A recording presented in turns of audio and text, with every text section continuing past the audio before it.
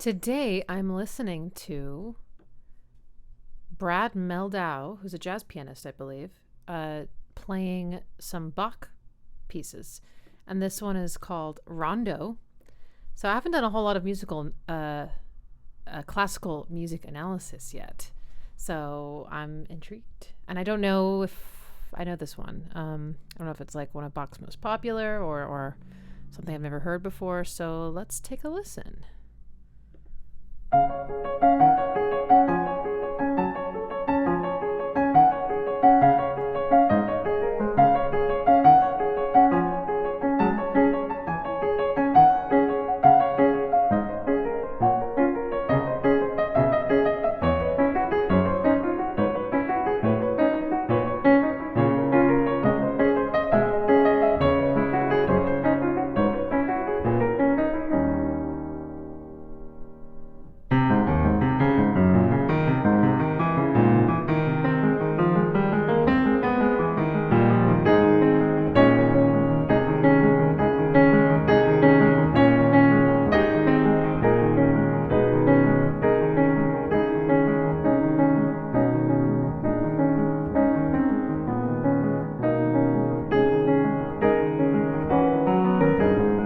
This is definitely not Bach. I think, now that I'm reading more, this is a composition that Mehldau wrote that goes in between. There's his own compositions in between the Bach selections from his Well-Tempered Clavier. Because the first tip-off was it's in 5/8 or something, and I was like, There's no way Bach wrote in 5/8. Like, I mean, if he did, my mind's about to be blown. But then it's like, oh no, there's all this like jazz harmony in there and all these dissonances that I just do not think Bach would have ever done. So, okay, I'm reframing my expectations now.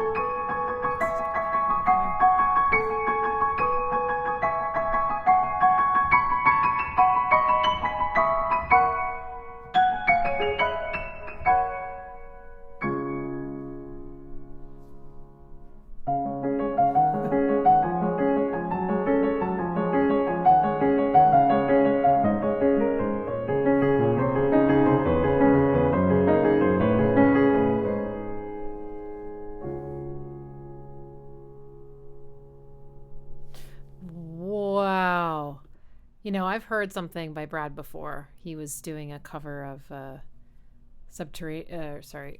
Paranoid Android by Radiohead, and I had a very similar experience listening to that I did to this. He's so good at theme variation, and both in this one and in his cover, he establishes the theme, and he definitely plays with it a little bit, like it's jazzy and, you know, it's interesting. It's not like straight up vanilla, but then his next variation is more complex, more playful, more rhythmically off kilter. Then the next variation is more dissonant, you know, then it just gets more and more dissonant until finally, then he, after going all the way with his dissonance, he went all the way to the top of the keyboard, right? And so it's like, you know, pushed that to the limit, and then he ended the song. Very playful and like really enjoyable. Even the parts that were really abstract, I enjoyed. I wouldn't be able to sing along, so to speak, but it was very like stimulating. So, okay, let's go back now, and I guess since this is so chock full of details, I think I'm just gonna hit stop and start and just make comments until we run out of time. So, all right. So first of all, this rhythm is already playful. It doesn't even matter what you set it to. 5/8, and it's grouped in 2/3. 1 2 1 2 3 1 2 1 2 3 1 2 1 2 3 1 2 1 2 3 da da da da da da da da. So that's why it feels kind of odd. Literally is. And then if you listen to the bass line is almost easier to follow as like a theme. So okay, that's not coming through. Just hang on.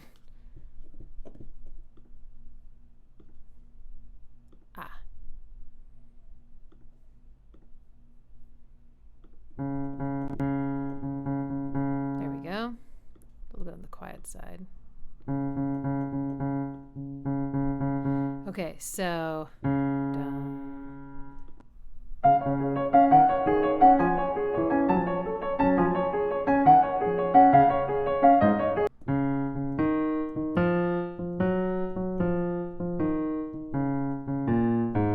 okay, so that's on the bottom, right?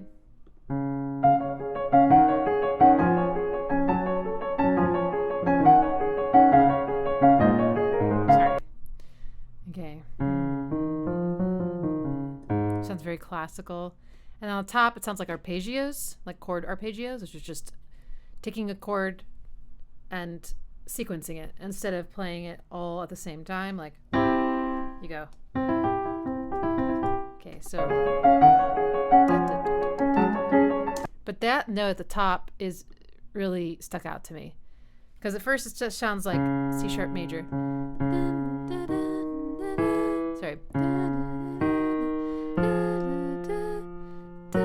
If you went to this note, then it would be major, so like that, which is what I would expect, but it goes to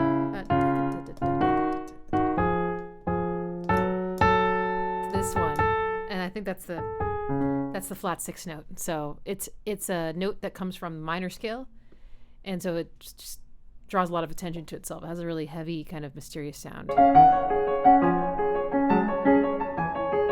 And then on the way down, he also like kind of turns things minor. Right there. And also, he got all these little like, I thought this maybe was like an improvisation at first, because he kept hitting these 2 notes. Well, he would hit 2 notes together in a way that almost sounded like a mistake, but then he would do it over and over and over and over again. So either he's a really, really gifted improviser that incorporates his mistakes to the point where they no longer are mistakes, they're actually a part of the song, or he just really likes that sound of dissonance. So just hearing like little. And there's even one he does over and over again that's like a half step. It's gonna take me a while to get used to that one, but anyway.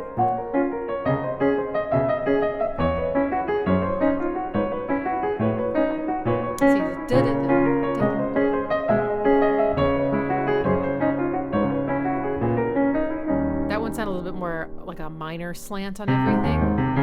Okay. Now he's changed key, I believe, but it's still the same idea. So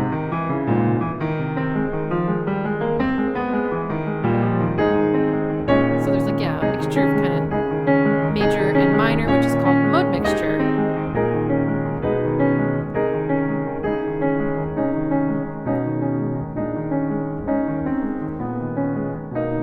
Yeah, he'll like go way minor and then he'll like momentarily go major.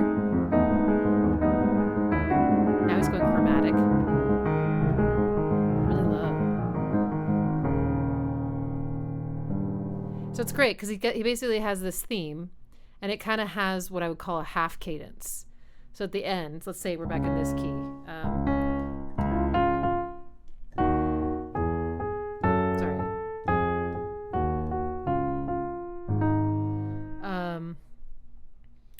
That's a half cadence. If this is our tonal center,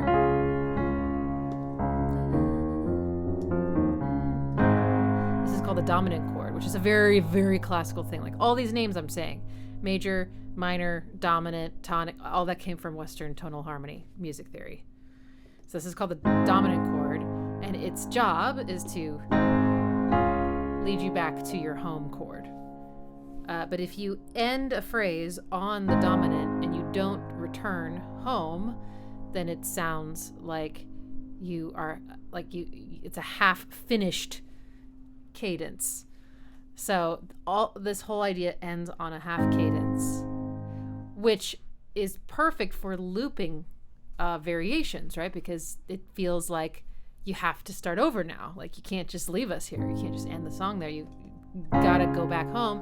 And so he's got this very natural sort of retardando where it slows down a little bit right there. And he can just kind of sit there for however long he needs to, and then he starts the next variation. So there's this really distinct separation between every variation. And if we counted, I'm going to guess there's like 20 something variations or more in this song. Start over now. Okay. That time, it went real minor.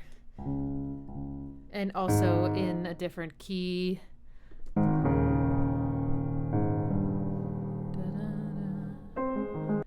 Yeah, so now we're in G sharp major. So it starts out major, then it goes minor, then there. I gotta figure out what that chord is right there.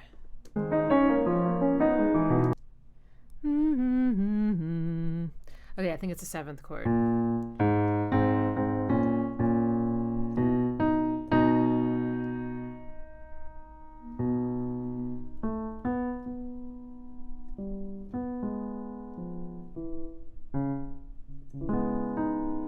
Is that it?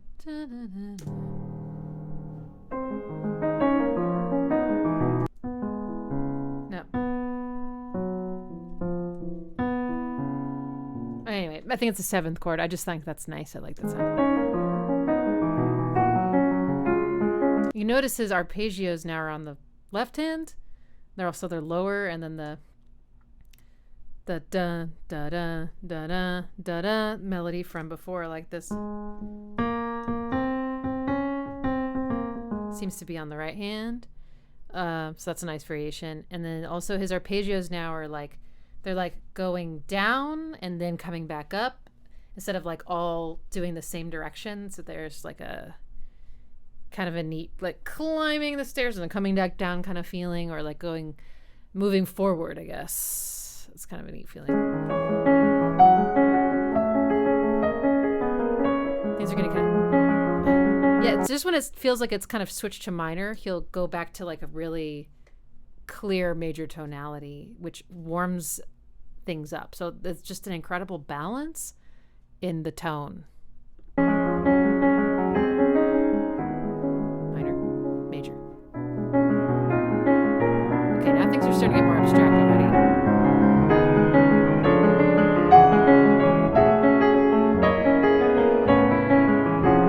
So at this point, I feel like I've lost the theme itself. Like I'm not hearing anything I've heard before except for the rhythm. the rhythm and the sort of arrangement of like, you know, one line kind of going on one hand and then the other line going like arpeggio. There's a lot of dissonant notes that are being hit at the same time, so a lot of like tense intervals and stuff that sort of confuses the harmony. So I on that main beat, lots of notes. Okay, clears up a bit. All right, now this is the introduction of like it's a variation of the original theme, but this particular variation becomes a theme in and of itself because it repeats over and over again. And you can really hear it again in the bass line, and I really like this. Let's see if I can. Okay, we're back to the original key. Okay, so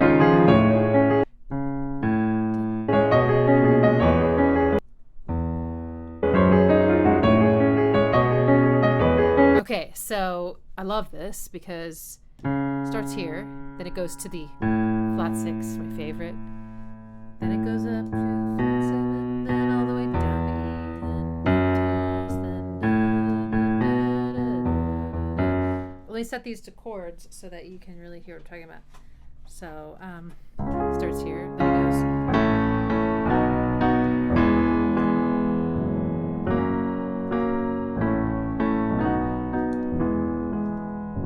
I think that last one's major, but maybe it's minor. And of course, the way he's doing it is way cooler. That was just kind of the block chords. But that.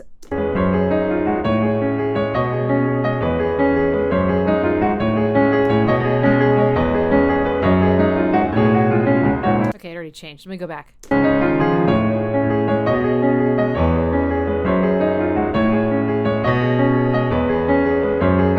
I love this. I love this because it's doing something, in my opinion, that's I would call tonic avoidance. It's like avoiding the full resolution at our home bass completely and just sort of dancing around it. So this is home.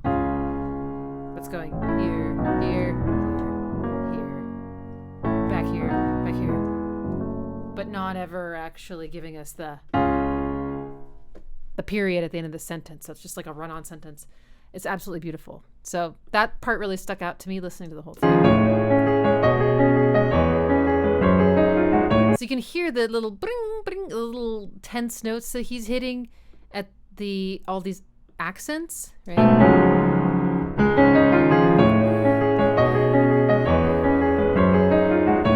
Because there's this sort of melody on the top that's like, da, da, da, da, da, I think, da, da, da, maybe, da, da, da.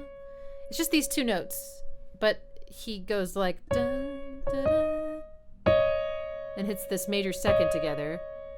And then when he goes back down here, he does like a little minor second. It's really, really tense. Tense, tenser. And that's just, I don't know, it's kind of unusual. Like, that's kind of the melody right now. And to sort of confuse the melody, basically, by putting an adjacent note in just on the accents, like, that seems very, like, that must be a thing that he does. I don't know.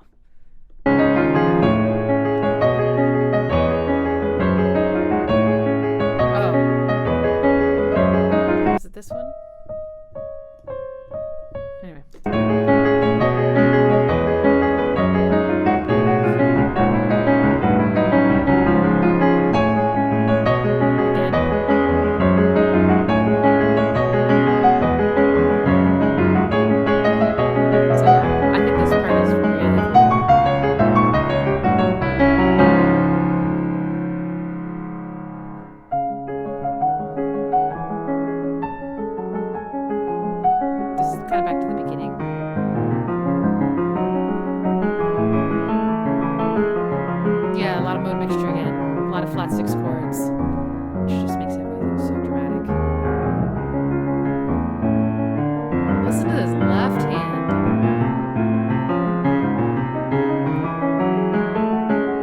I knew Bach, I would be able to tell you more about like what he's doing there, like how maybe there's a name for what he's doing or it relates to certain Bach mechanisms, but I don't. So all I'm noticing is that it's very prominent. The left hand is sort of taken over now, even though it's very low. It's very dominant, and it's jumping around a lot. Like right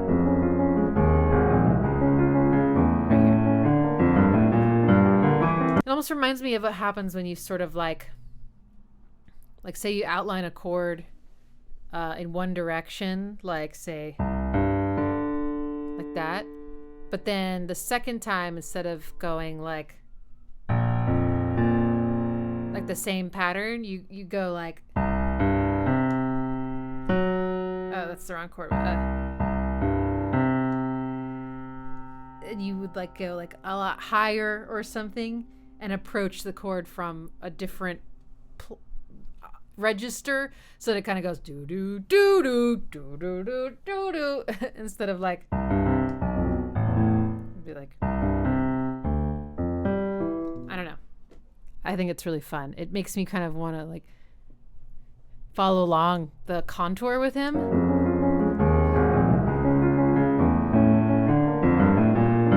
These chord changes are pretty strange. It's very chromatic. He's kind of like changing key like every couple seconds here. That's part of why it sounds so exciting. Change. Change.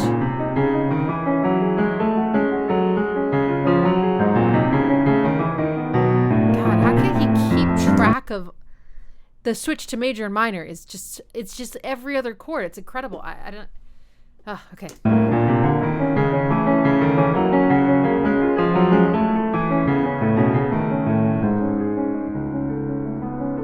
Okay, then there's this part, right?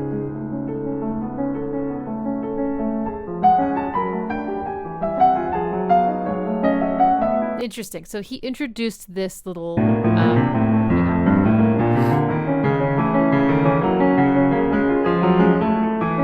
back to front. This.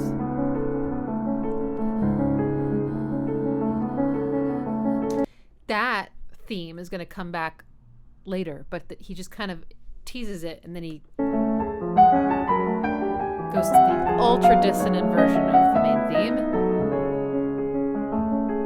But back to that. Okay.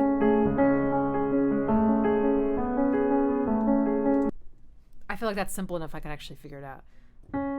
Back to our original key.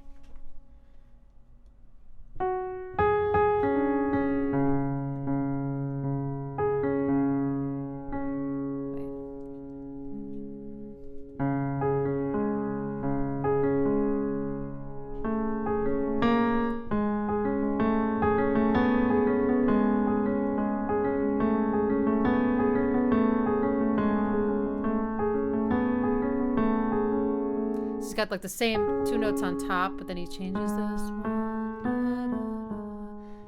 Fifth, flat, sixth, flat, seven. Pretty.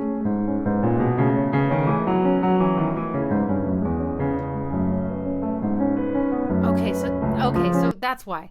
He's not actually just teasing the idea. It's that he's interspersing it with the other theme. Like a little moment to breathe between adventures in the theme. You get this sort of recurring relief. And notice the dynamics. It's a lot quieter than this part, right?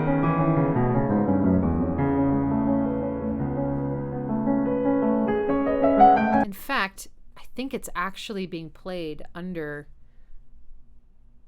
the more adventurous theme. And then once he stops playing the theme, what's left is this. Of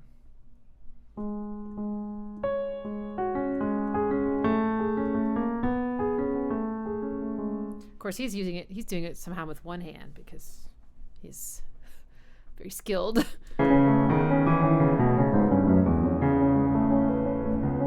love that. That's so nice.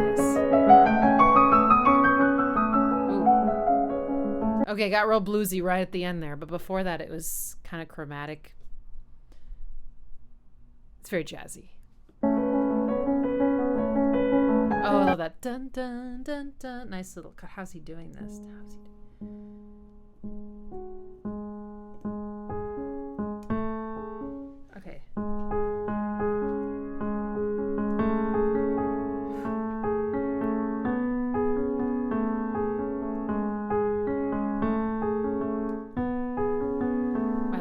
not smart enough for this. But then he goes like,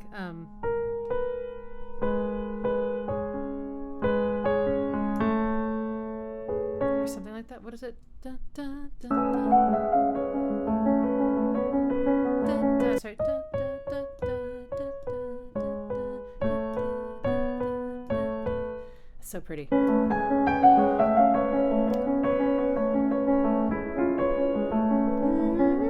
It's bluesy.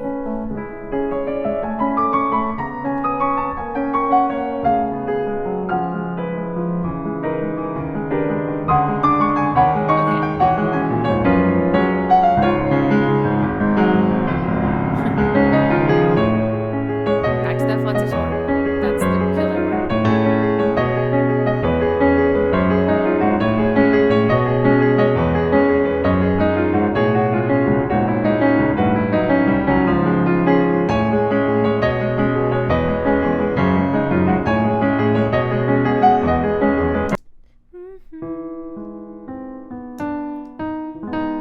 He always hits a major seventh chord on this one.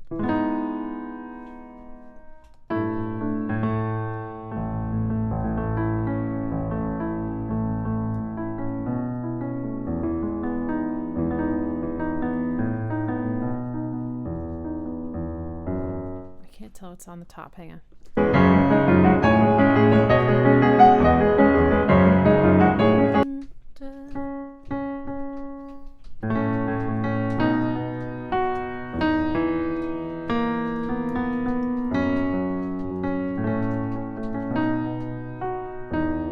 I like that a lot because the seventh adds all this dissonance. There's no dissonance before that.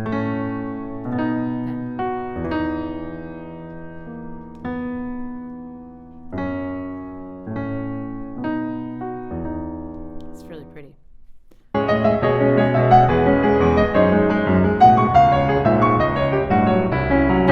I'm starting to recognize that's it. Let's like now he's ending all his repetitions on this where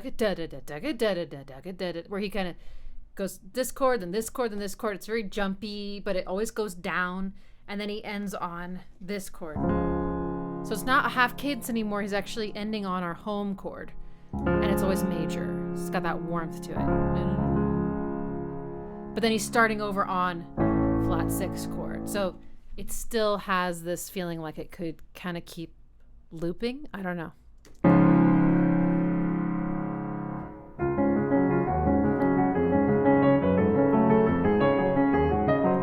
Back to the beginning, mid-range.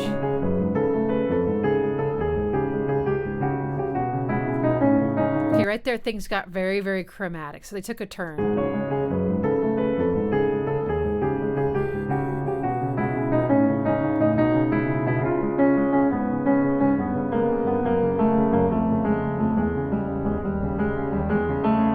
Going back up now, going down, going up. Patterns. Even if our brain can't make sense of the harmony at all times, I think our brains make sense of the patterns, right?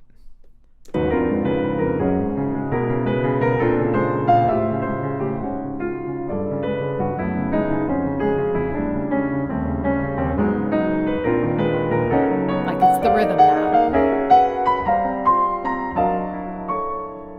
Because those are very angular sounding chords. What are they like?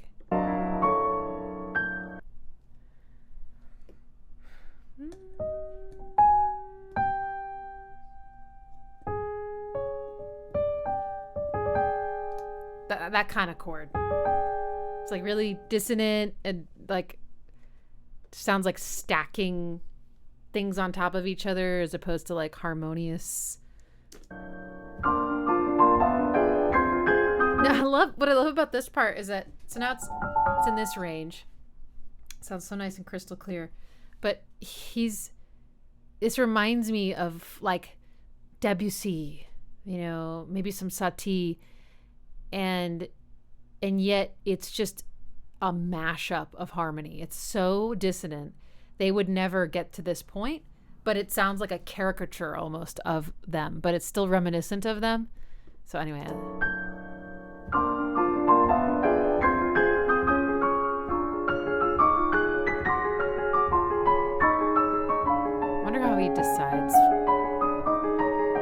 Okay, now listen though. On the left hand, you can hear it's a little lower. Our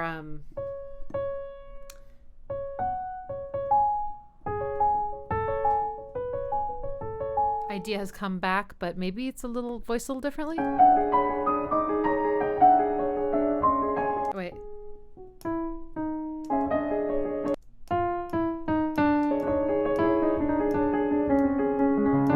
Okay, so now it's here. Instead of here, it's down here. Sounds like a spy movie, doesn't it?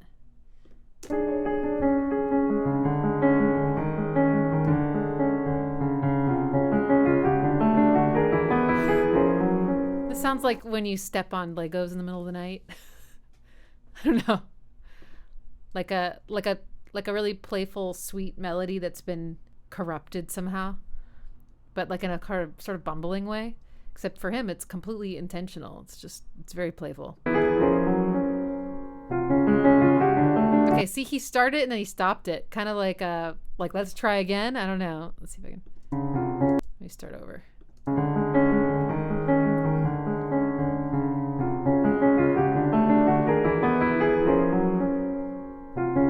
Start over. Start over.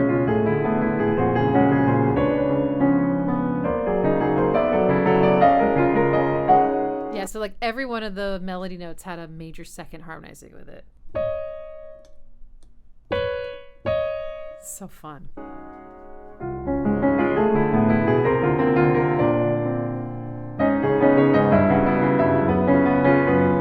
See, before each one of these chords, like chord, each like measure is a chord.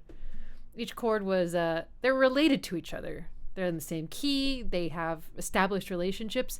These chords feel like they're strangers, and he's like forcing them together, and he's going to great lengths to get to them. Oh,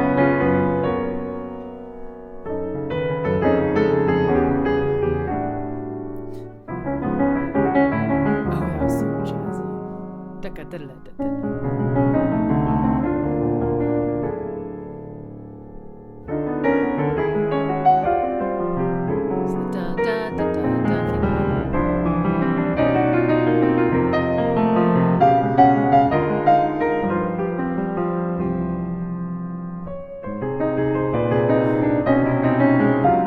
Because you feel like at first you know what's going on, and then you realize, I have no idea.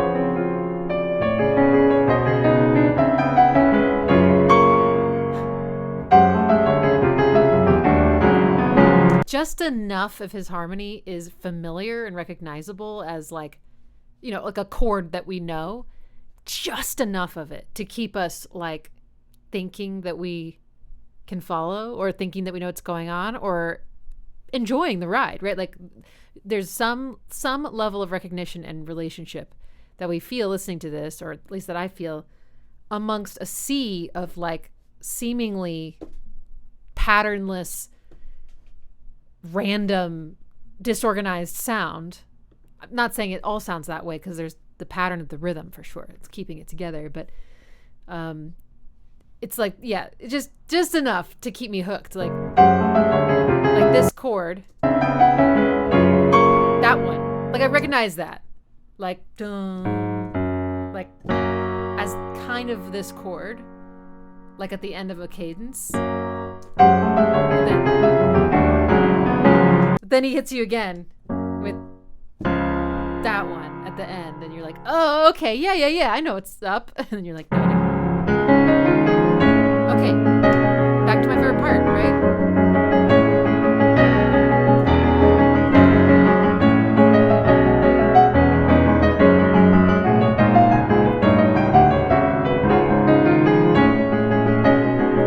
Notice that.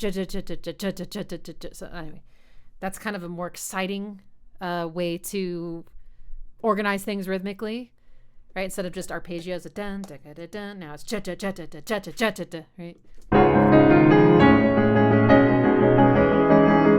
That's tiring. It's awesome. Close harmonies. Left hand is now joined the right. They're way up.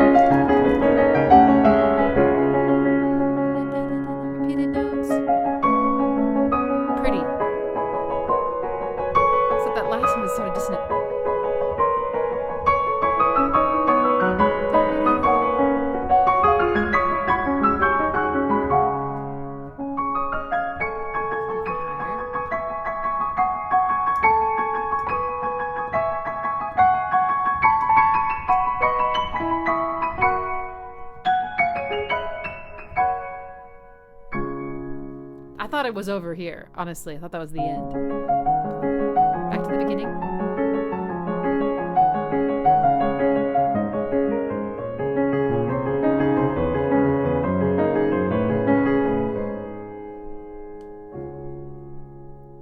And that last chord has a tension in it. Is it that one, or is it? There's just a little bit of spice, because it's never vanilla. I think for a jazz musician, vanilla harmony is probably just completely uninspiring. I don't know if that's totally true, but I imagine that the dissonances, like their tolerance for dissonance, is a lot higher than everybody else's. And there's an experience of probably beauty in those dissonances. And I would say the same goes for maybe like Nine Inch Nails fans, right? Like, anyone who's listening to music that's just dissonant, you start to get used to it to the point where it's like, no longer sounds very dissonant anymore. It becomes your norm. So I can't imagine a jazz musician just ending a song like just a major chord. There's got to be just a little bit of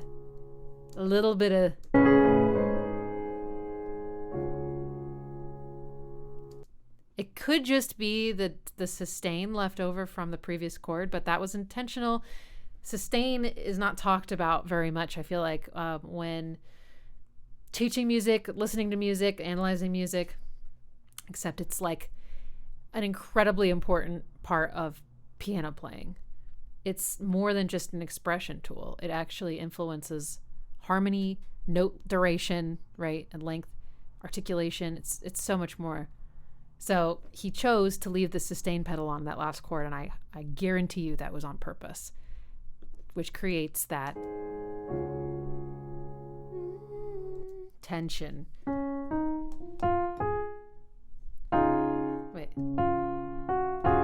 That sound. Instead of... Yeah, this is very complex. So I hope you enjoyed my initial analysis on this. And I'll see you in the next video.